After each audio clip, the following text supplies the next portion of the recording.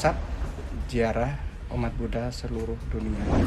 Poin utamanya, sucikan hati dan pikiran kita. Jadi harus namanya adanya harmonisasi antara pikiran, ucapan, dan perbuatan. Itu harus harmonisasi, sinkron, harus selaras. Assalamualaikum warahmatullahi wabarakatuh. Shalom, Om Swastiastu, Namo Buddhaya, salam kebajikan. Bertemu lagi dalam Sunan Suara Kerukunan bersama saya Nanda Khairia, tentu saja di channel YouTube Info Kerukunan. Dalam setiap tayangan, Sunan akan menghadirkan tokoh-tokoh lintas agama yang kita akan berdiskusi bersama. Dan saat ini saya sudah bersama dengan Yang Mulia Biksu Samanta Kusala Mahastafira. Apa kabar, Suhu? Baik, selamat sore. Selamat sore, selamat datang di studio Sunan. Suhu, kita akan bicara yang pertama mengenai Waisak, Suhu. Sebentar lagi kita, mungkin di minggu-minggu ini kita akan menjalankan 2 hari raya besar yang hampir bersamaan.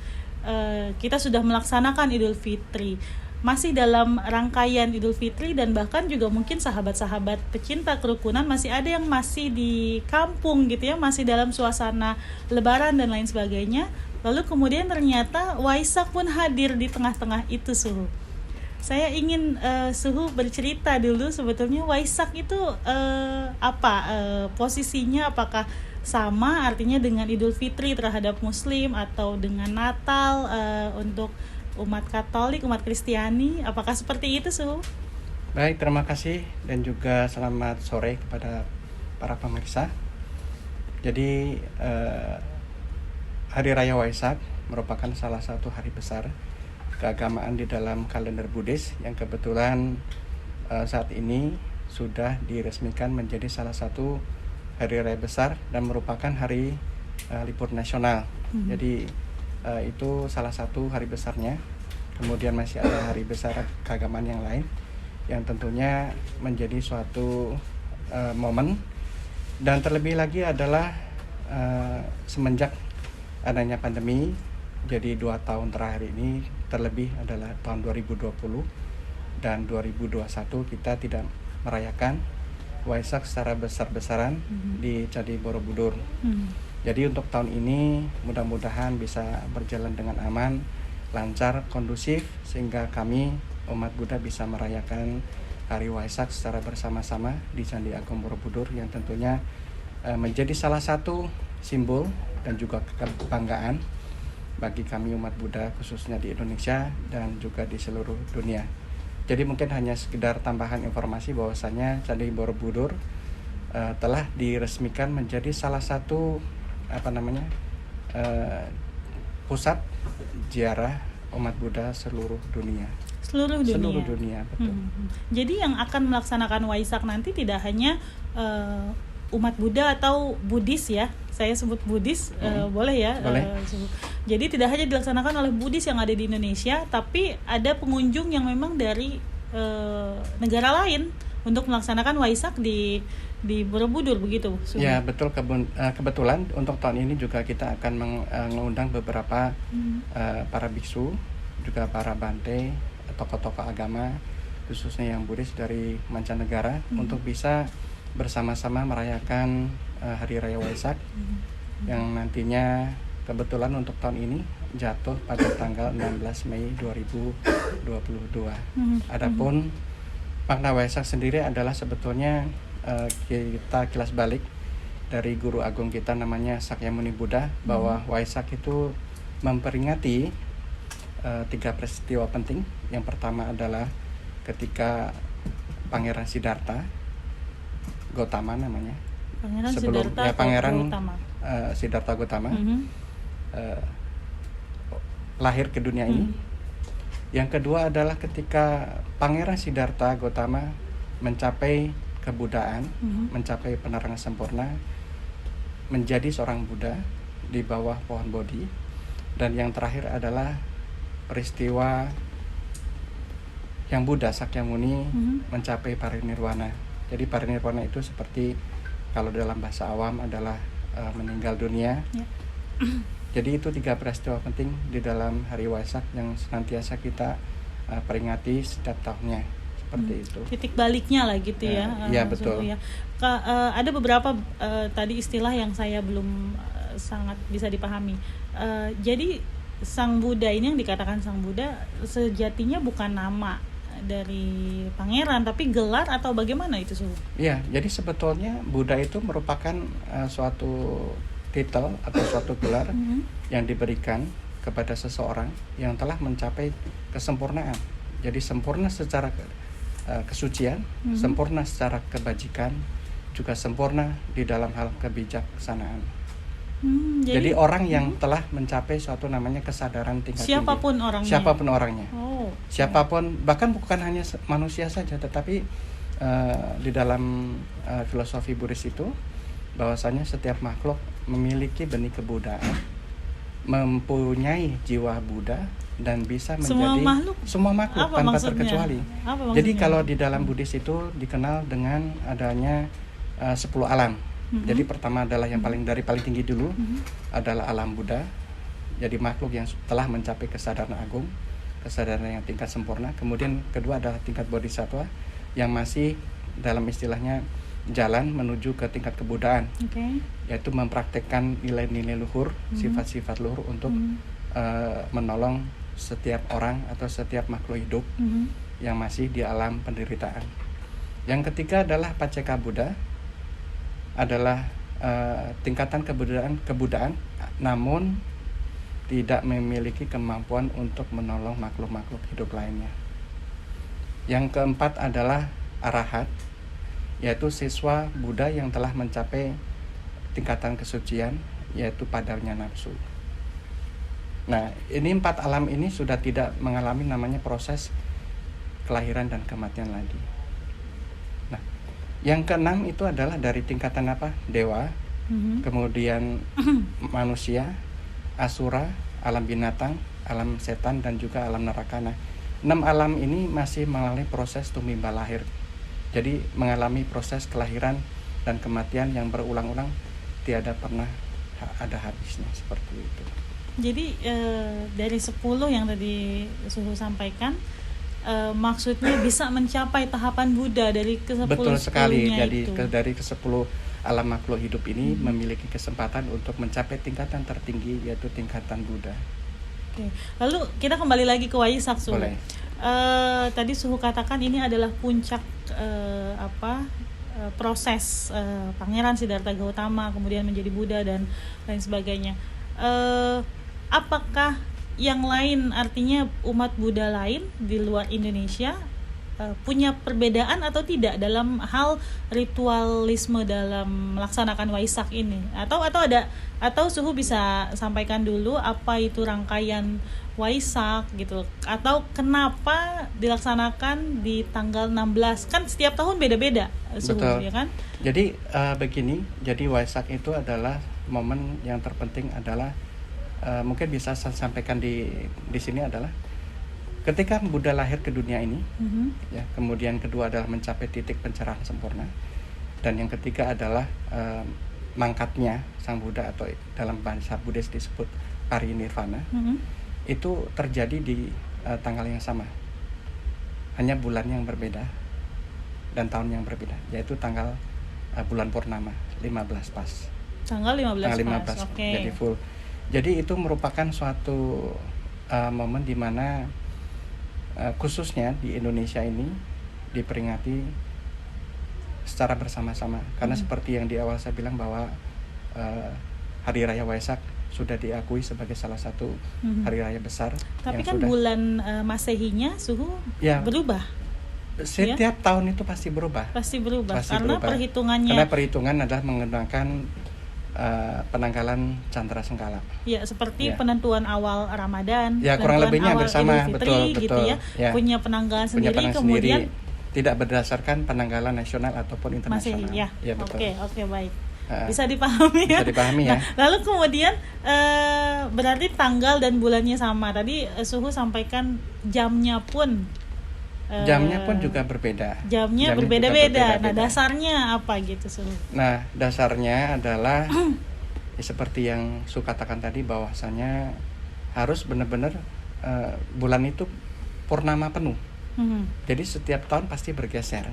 Kadang seperti tahun 2019 yang lalu, detik-detik Waisak-nya pernah pada subuh jam 4 pagi, pernah juga jam 10 malam, dan kebetulan untuk tahun ini 2022 jatuh pada tanggal 16 Mei 2022 pukul 11.13.46 siang ya, Betul. siang suhu ya. Pukul 11 siang itu biasanya nih kalau Waisak itu ada lampion gitu ya, dan meriah sekali di Borobudur biasanya. Nah, Betul. itu puncak acara atau ada rangkaian acara dari sebelum-sebelumnya? Baik, jadi ini kalender nasional ya, event Waisak ini sekarang menjadi salah satu program dari pemerintah untuk sebagai tujuan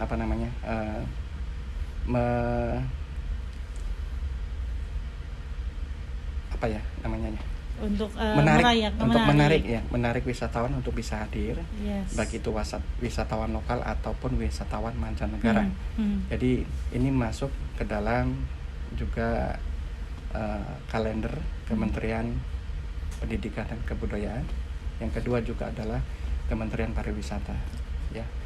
Jadi di dalam rangkaian kegiatan Waisak ini kita akan mulai dengan tanggal 7 Mei, yaitu bakti sosial, tabur bunga dan bersih-bersih di Taman Makam Pahlawan seluruh Indonesia. Di seluruh Indonesia.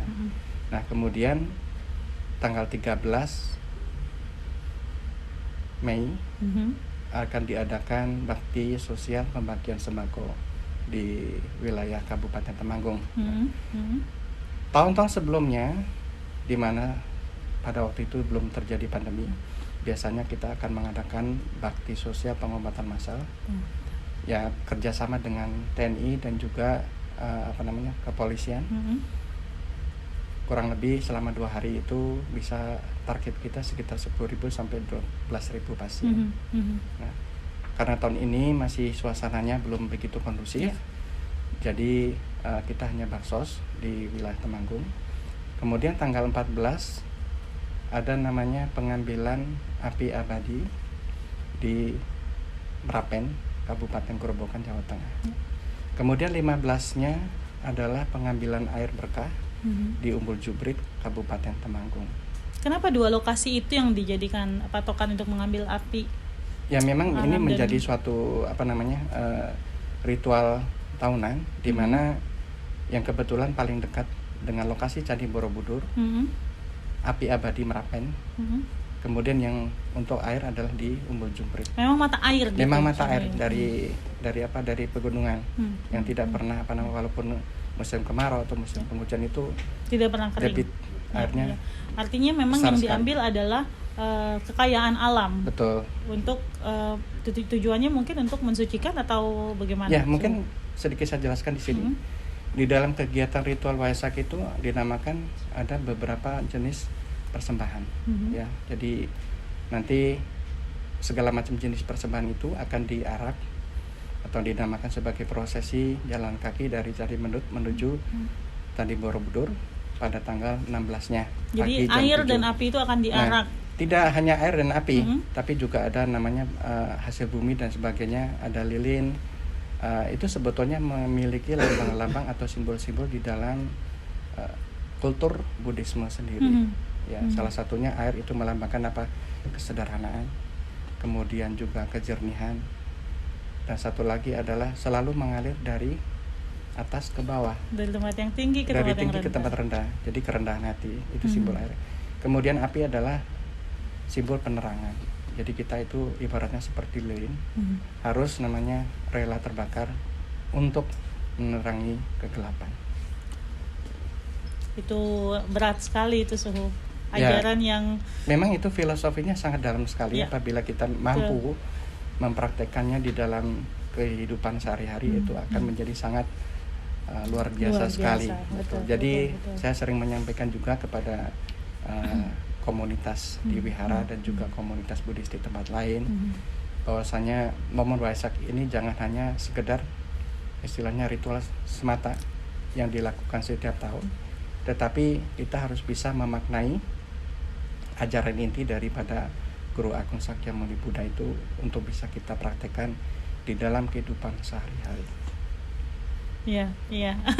Saya sampai emas yang tadi saya kagum dengan yang disampaikan oleh biksu tadi. Kadang ujian para tokoh agama adalah dari apa yang diucapkannya gitu ya, Suhu ya. Betul, memang di dalam tidak hanya tokoh agama ya, bagi saya itu ajarannya luar biasa adalah gimana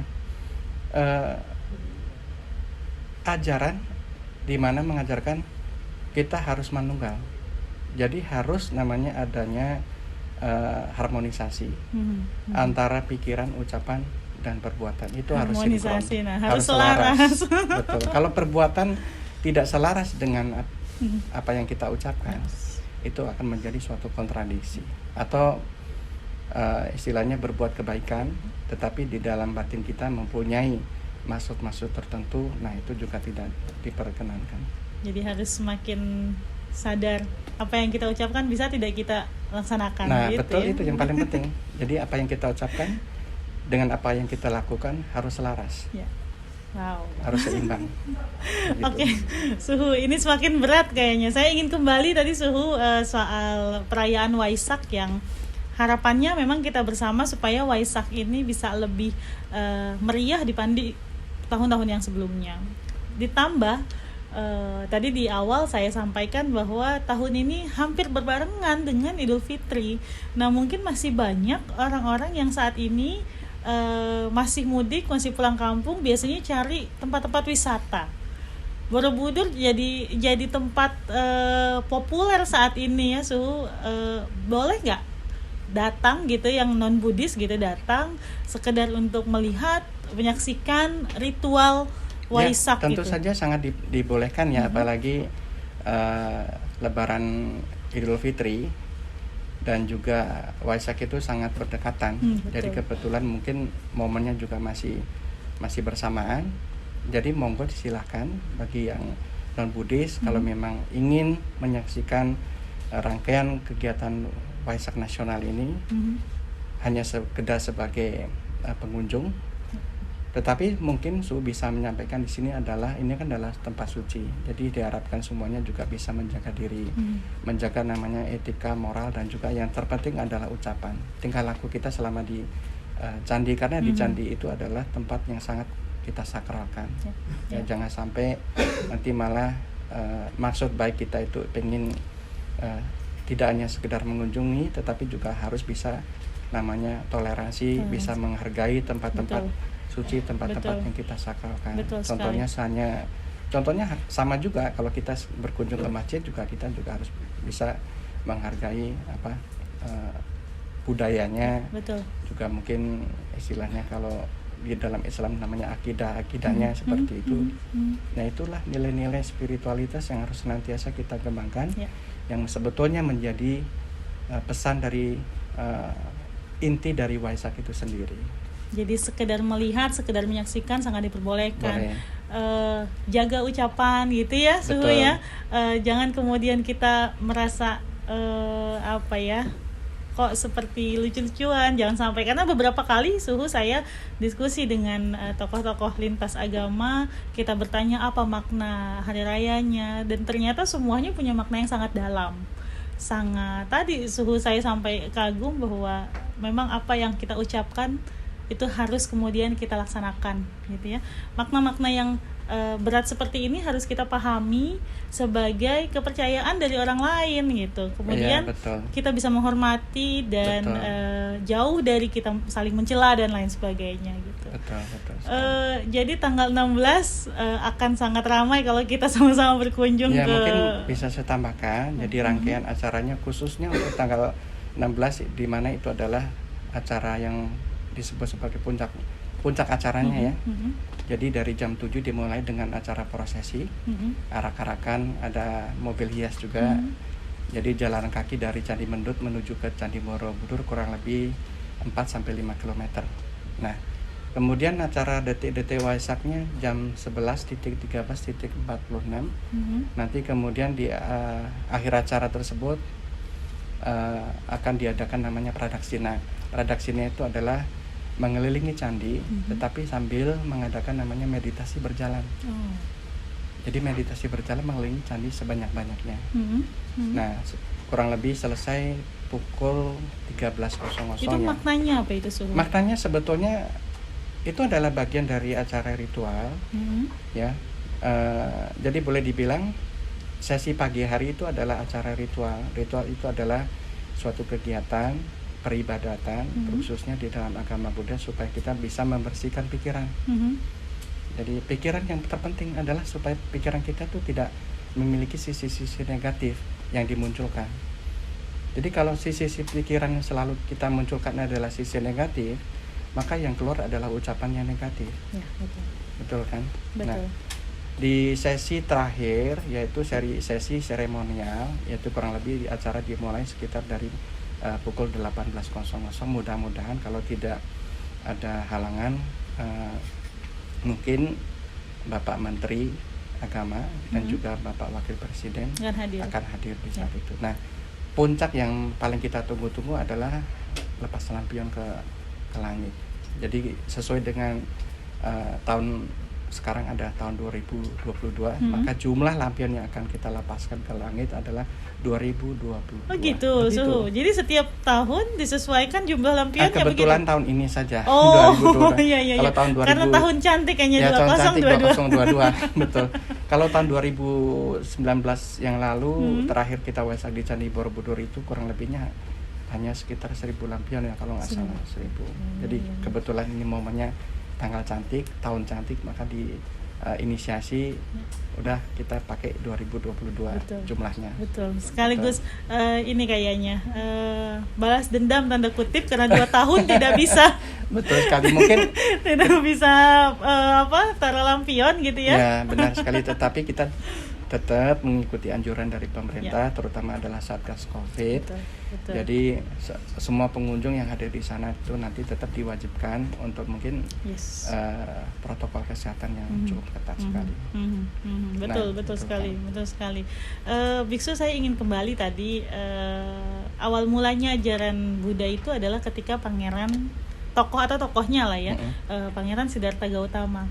Ini mohon maaf Suhu, namanya bukan nama Chinese Suhu, karena kalau kita ya melihatnya teman-teman Buddhis ini kok mayoritas Chinese, Suhu. Mungkin Suhu bisa cerita dulu. Oke, baik. Jadi sebetulnya begini ya, agama Buddha itu awalnya adalah dimulai ketika Pangeran Siddhartha Gautama mencapai kebudaan dan pada waktu itu banyak tersebar luas di wilayah India. Ya. India. Ya, dari sana kemudian namanya mulai berkembang, jadi masuk ke wilayah daratan Tiongkok dan negara-negara lain. Nah, setelah itu kemudian mengalami namanya pasang surut, kemudian bahkan sampai boleh dibilang di negaranya sendiri asal usulnya agama Buddha menjadi hilang, jadi berganti menjadi agama Hindu di India. Nah, karena yang malah justru berkembang adalah di daratan Tiongkok. Nah, kalau kita juga belajar tentang sejarah, juga dari Tiongkok itu kemudian menyebar lagi ke wilayah Asia Selatan, Asia Tenggara, terutama adalah Indonesia ya.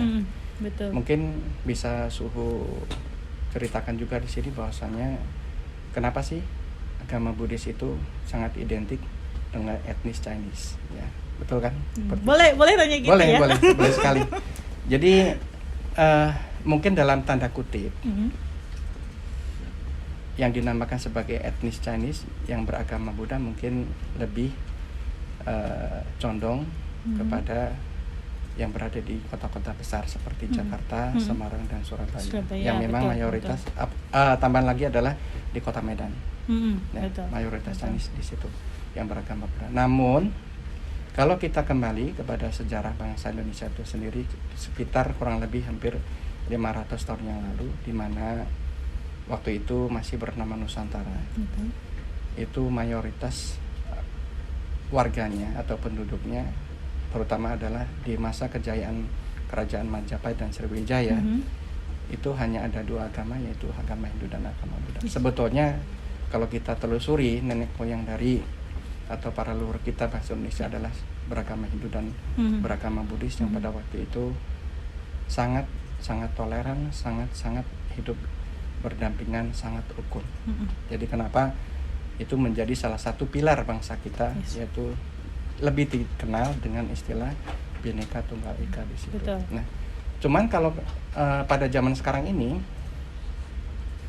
sesungguhnya yang beragama Buddhis ya, walaupun dibilang kita itu di Indonesia adalah minoritas, tapi kita sangat bersyukur kepada pemerintah dan juga terhadap saudara-saudara kita yang non Buddhis bahwasanya sangat support untuk mendukung segala bentuk kegiatan ibadah di wihara, di kelenteng dan tempat-tempat yang lain. Kalau di daerah itu khususnya di daerah Jawa Tengah, kemudian Jawa Timur yang masuk daerah pelosok-pelosok pedesaan itu sebetulnya banyak orang lokal atau dibilang itu pribumi ya, orang dulu. Itu banyak sekali. Justru kalau kita lihat mungkin secara survei ya, jumlah penduduk yang khususnya Buddhis itu yang etnis Chinese sama yang lokal justru lebih banyak yang lokal. Cuma kelihatannya aja, kesannya kok ya karena mungkin di Jakarta ya, memang kesannya. yang ini kebanyakan memang banyak yang dari namanya istilahnya urbanisasi. Jadi banyakan orang dari daerah yang memang mayoritas, karena begini mungkin bisa dibicarakan atau bisa juga dijelaskan bahwasannya memang khusus ya untuk orang-orang dari Chinese ya. Maksudnya mereka itu pada awalnya adalah pendatang dari Tiongkok yang kemudian bermigrasi masuk ke Indonesia.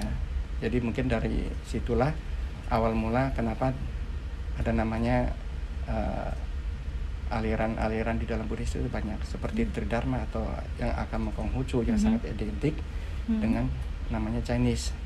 Bahkan disebut sebagai agama Buddha dari etnis Tionghoa ya. Jadi sebetulnya itu hanya stigma aja, nggak kemudian benar gitu ya, Suhu ya. Nah, sebetulnya tidak benar kalau mungkin dibilang bahwa orang Buddhis itu adalah orang Chinese, berbeda sekali. Yang mainnya kurang jauh aja kali, Suhu ya. Kalau lihat ke pelosok-pelosok mungkin nanti akan ketemu dengan mungkin Buddhis akan lebih baik bagi saudara-saudara kita atau penonton yang hadir atau yang menonton channel ini, akan lebih baiknya bisa menyaksikan langsung nanti di tanggal 16 Mei itu sendiri baru tahu. Nanti mungkin akan kelihatan. Baru kelihatan ya. Ternyata enggak yang tidak yang putih dan betul, ini saja gitu yang ya. orang dari daerah pribumi sangat banyak sekali.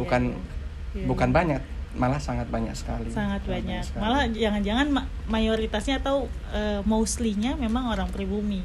Ya, gitu betul. ya. Oke. Lalu Suhu, salah satu yang menarik dari Buddha, paling tidak yang saya lihat, salah satunya adalah patung Buddha tidur, Suhu. Yang terkenal dulu pertama kali ada di Bangkok. Lalu kemudian di beberapa spot di Indonesia sekarang tambah banyak. Jadi bahkan yang foto juga tidak harus orang Buddhis, gitu ya. Yang non Buddhis pun ikutan foto di belakangnya latar itu. Artinya ini menjadi menarik. Sepertinya dulu ada patung-patung Buddha, tapi kok kayaknya yang tidur ini istimewa gitu, Suhu. Sebetulnya apa maknanya? Oke, baik, mungkin bisa saya jelaskan di sini. Seperti yang di depan saya katakan bahwa Waisak itu memperingati 3 peristiwa penting. Yang pertama kelahiran Buddha Gautama, kedua adalah Buddha mencapai pencerahan agung, yang ketiga adalah Mahaparinirwana. Nah, patung Buddha tidur itu adalah salah satu simbol atau bentuk kita penghormatan kepada guru agung kita. Nah, itu melambangkan bahwasanya itu adalah momen terakhir Buddha sebelum, dalam bahasa awam, meninggal atau sebelum parinirvana, itu memberikan pesan-pesan terakhir kepada para murid-murid beliau. Jadi itu tertuang di dalam sutra namanya Mahaparinirvana Sutra. Jadi Buddha mengatakan kepada muridnya bahwasanya selama saya masih hidup ya, maka sayalah yang menjadi guru kalian. Oke. Buddha yang menjadi guru kalian ya. Tetapi setelah Buddha meninggal, maka yang menjadi guru kalian adalah Dharma. Dharma itu adalah ajaran Buddha. Jadi filosofinya, kemudian ajaran kebaikan-kebaikannya, apa yang tertulis di dalam sutra-sutra, itulah yang menjadi guru bagi para kami siswa-siswa Buddha itu sendiri. Seperti itu. Jadi posisi itu memang posisi terakhir sebelum Pangeran Gautama, sebelum Buddha Gautama atau Buddha Sakyamuni meninggal begitu, betul. posisinya seperti itu, lalu memberikan pesan kepada murid-muridnya. Betul. Makanya memang biasanya selain ada patung Buddha tidur, ada yang duduk beberapa patungnya gitu Suhu ya. Itu ya mungkin digambarkan gitu 1, 2 atau sebetulnya kalau di dalam sutra itu tertulis sebanyak 1250 siswa Buddha yang telah mencapai kesucian arahat seperti yang saya bilang tadi.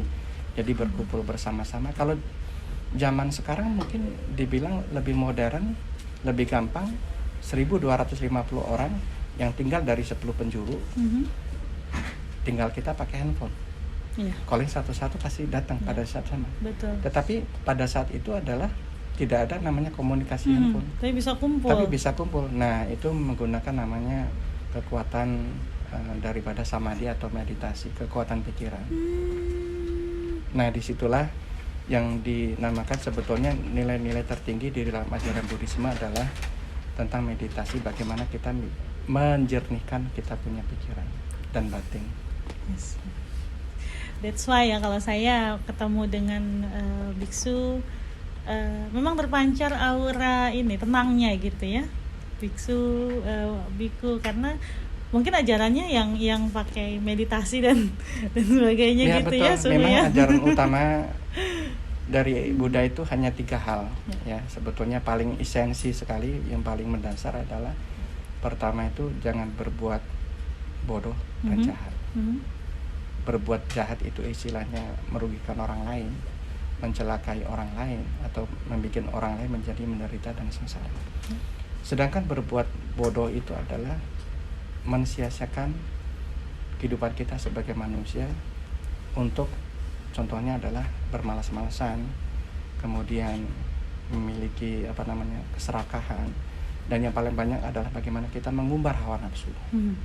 Nah, hawa nafsu itulah yang justru menjadi akar kenapa hidup kita menjadi tidak bahagia.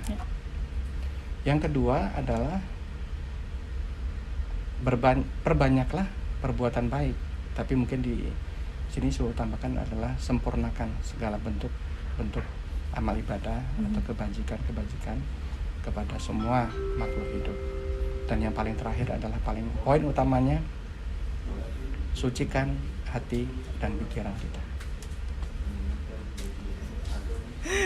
Luar biasa. Sahabat-sahabat pecinta kerukunan, saya kira saat ini cukup dulu Suhu. Pembicaraan kita ini sangat menarik, sangat hangat, dan saya sepertinya butuh waktu untuk beberapa kali meditasi untuk mengulang apa yang Suhu sampaikan hari ini. Terima kasih Suhu atas kehadirannya. Ya, mungkin sama-sama. sebelum ditutup Suhu ada closing statement yang akan Suhu sampaikan, silakan. Oke, baik, kepada pemirsa channel Info Kerukunan, bahwasanya kita itu bangsa yang plural. Jadi apalagi bangsa Indonesia memiliki satu semboyan, memiliki satu idealisme yang tinggi, yaitu tentang Bhinneka Tunggal Ika. Nah, Bhinneka Tunggal